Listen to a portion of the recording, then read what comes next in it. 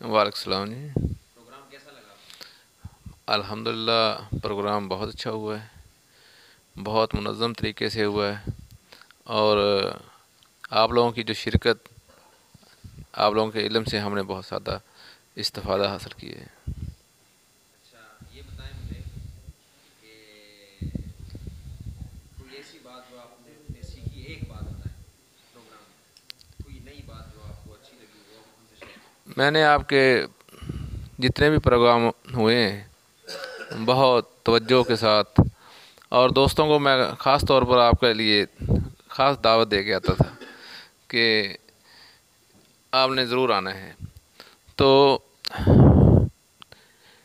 میں نے جو آپ کے پروگرامات میں، کل کے پروگرام میں جو نبی کریم صلی اللہ علیہ وسلم کی سیرت آپ نے بیان کی، ان کا تو میں اس سے بہت متاثر ہوا ہوں کہ ہمارے یہ پروگرامات کے اندر یہ چیز پہلے بہت کم تھی، یہ تھی بہت کم تھی، لیکن ابھی ہم نے اس پہ تھوڑی سی توجہ کی ہے اور یہ بیان کرنا شروع کیا ہے۔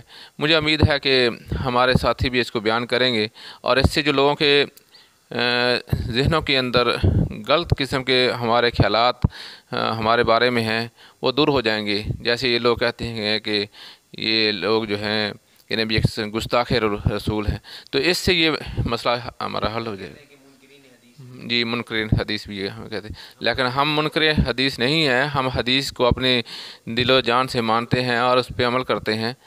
تو ان لوگوں کا یہ خیالات ہم نے ایسے دور کرنے ہیں۔ اچھا آخر میں چھوٹا سا سوال، رسول اللہ صلی اللہ علیہ وسلم کے بارے میں ایک جملہ۔ نبی کریم صلی اللہ علیہ وسلم کی زندگی ہمارے لیے ایک بہترین نمونہ ہے۔